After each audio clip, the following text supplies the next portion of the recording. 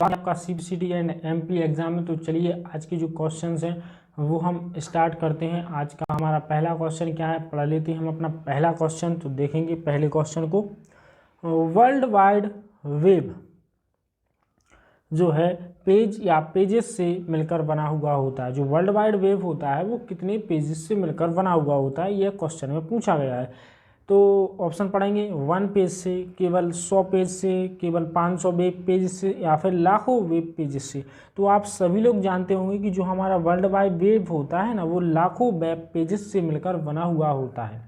ठीक है, नोट करिएगा दोस्तों, जो हमारा वर्ल्ड वाइड वेब है वो लाखों पेजेस से मिलकर बना हुआ होता है। उस पर कितने भी पेज हो सकते हैं। तो चलिए सेकंड क्वेश्चन को पढ़ते हैं। सेकंड हमारा जो क्वेश्चन है वो ये है कि ब्लैंक समाचार समूह का एक संकलन है जहां उपयोगकर्ता मैसेज पोस्ट कर सकते हैं और पोस्ट किए हुए मैसेज यूज नेट सर्वर द्वारा वितरित किए जा सकते हैं। तो ऑप्शन पढ़ेंगे न्यूज गेटवे, नेट न्यूज या फिर न्यूज ग्रुप से।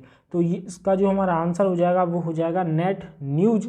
एक क्या है, समाचार समूह का संकलन होता है जिसमें बहुत सारे समाचारों का एक समूह होता है, जहां पर उपयोगकर्ता जो मैसेज पोस्ट हैं वो भी कर सकते हैं और पोस्ट किए हुए मैसेज को यूजनेट सर्वर द्वारा कहीं पर भी भेज सकते हैं, उसको वितरित कर सकते हैं। थर्ड क्वेश्चन की ओर चलते हैं। हमारा अगला जो क्वेश्चन है वो ये है कि MS ऑफिस 2010 में पावर पॉइंट में बैकग्राउंड को बदलने के लिए निम्नलिखित में से किस मेन्यू का उपयोग किया जाता है। मतलब 2010 पावर पॉइंट है, उसमें हमें बैकग्राउंड को बदलना है तो हम किस मेन्यू का यूज करेंगे। ऑप्शन पढ़ेंगे डिजाइन मेन्यू का, इंसर्ट मेन्यू का, एनिमेशन या फिर स्लाइड शो मेन्यू का।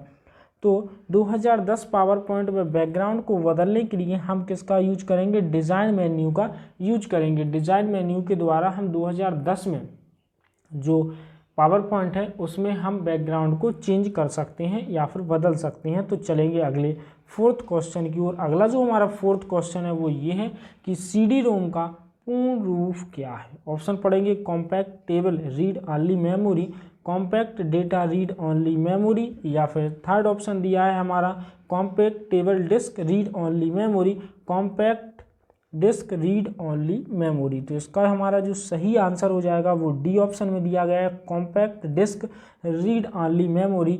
CD-ROM का फुल फॉर्म होता है जिसको बोलते हैं compact disk read only memory.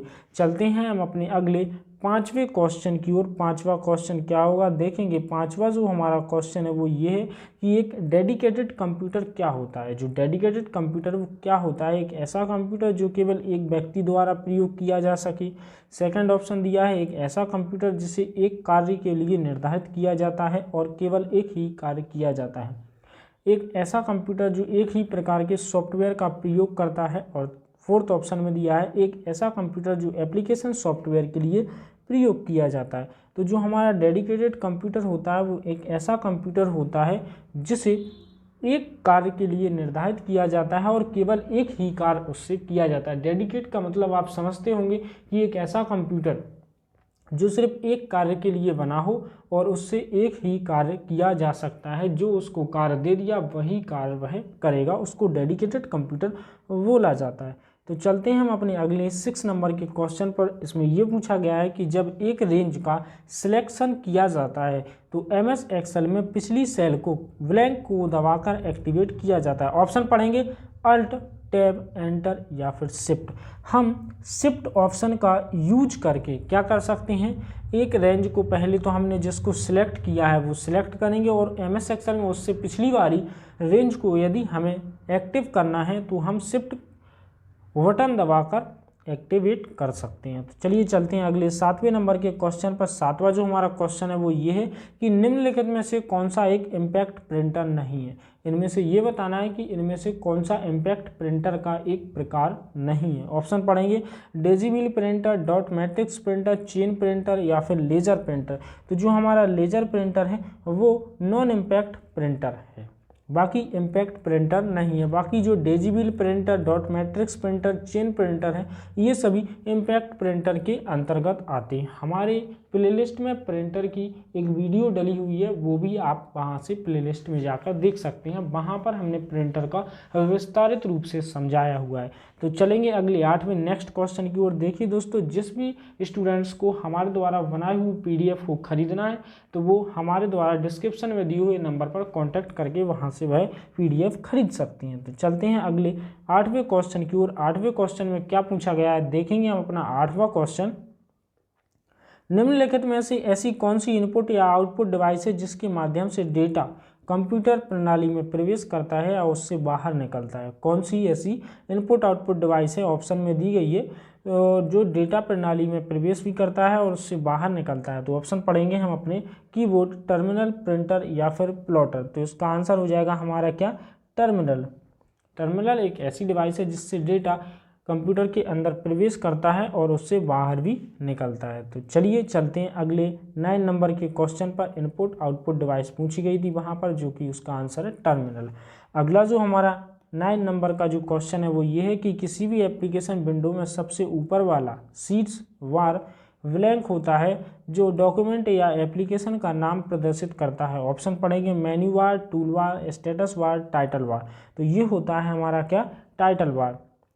जो किसी भी विंडोज़ एप्लीकेशन में सबसे ऊपर वाला भाग होता है उसको हम टाइटल बार बोलते हैं, जो डॉक्यूमेंट या एप्लीकेशन का नाम प्रदर्शित करता है। ये सभी टाइटल बार में देखे जाते हैं। तो चलिए चलते हैं अगले 10वें क्वेश्चन की ओर। 10वां जो हमारा क्वेश्चन है वो ये है कि सिलेक्ट किए गए टेक्स्ट को कॉपी करने के लिए निम्नलिखित में से किस कमांड का प्रयोग किया जाता है? जो टेक्स्ट हमने सेलेक्ट किया है उसको कॉपी करने के लिए हम किस कमांड का यूज करेंगे?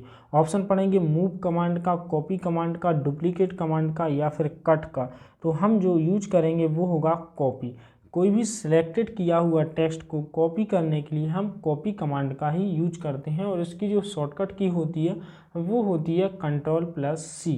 तो चलेंगे अगले नेक्स्ट 11वें नंबर के क्वेश्चन पर। 11वां जो हमारा क्वेश्चन है वो ये है कि निम्नलिखित में से पहला नेटवर्क कौन सा था जिसने इंटरनेट की शुरुआत की थी? ऑप्शन पढ़ेंगे, ARPANET, NSFNet, VNet, internet explorer.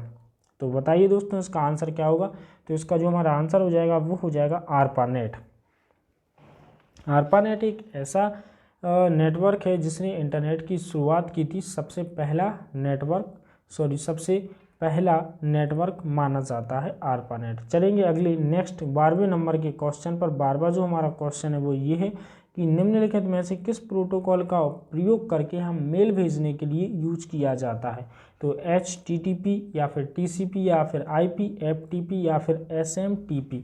तो जिस प्रोटोकॉल का यूज़ मेल भेजने के लिए किया जाता है वो होता है हमारा simple mail transfer protocol. SMTP का जो फुल फॉर्म होता है वो होता है हमारा simple mail transfer protocol. HTTP का फुल फॉर्म होता है hyper text transfer protocol.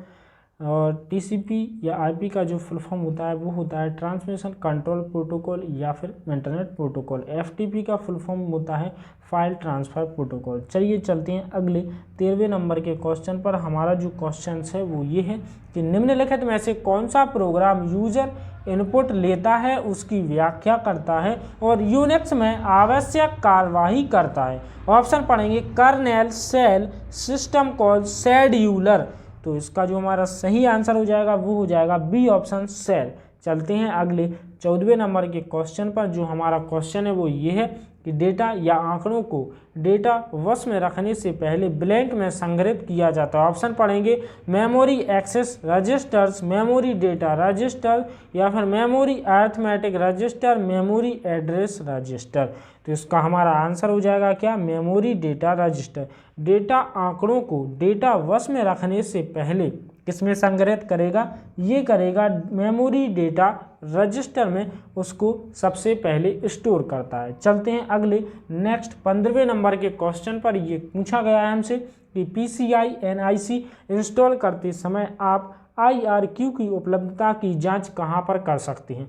Dip switches में या फिर configure.sys में, और थर्ड ऑप्शन दिया है हमारा क्या, जंपर सेटिंग या फिर मदरबोर्ड बायोस में। तो इसकी जो हम जांच करते हैं उपलब्धता की वो करते हैं मदरबोर्ड या फिर बायोस में। जिसका फुल फॉर्म होता है बेसिक इनपुट आउटपुट सिस्टम। चलते हैं अगले नेक्स्ट क्वेश्चन पर। अगला जो हमारा 16वें नंबर का क्वेश्चन है वो ये है कि निम्नलिखित में से किसका प्रयोग टेक्स्ट की श्रृंखलाबद्धीकरण के लिए किया जाता है? लोप चिन्ह का, विस्मयादि बोधक चिन्ह का, हैज का, या फिर %का।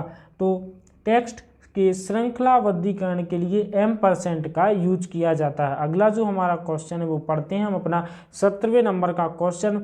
ये दिया गया है कि एक ब्लैंक ऐसा नियंत्रित निजी नेटवर्क है जो ग्राहकों, भागीदारों, विक्रेताओं, आपूर्तिकर्ताओं और अन्य व्यवसायों को जानकारी प्राप्त करने की अनुमति देता है, विशेष रूप से एक विशिष्ट कंपनी या शिक्षण संस्थान के बारे में है। वह ऐसा संगठन के संपूर्ण नेटवर्क तक उपागम प्रदान किए बिना करता है। ऑप्शन पढ़ेंगे लैन, एक्स्ट्रानेट, वैन या फिर मैन। तो इसका हमारा आंसर क्या है? एक्स्ट्रानेट।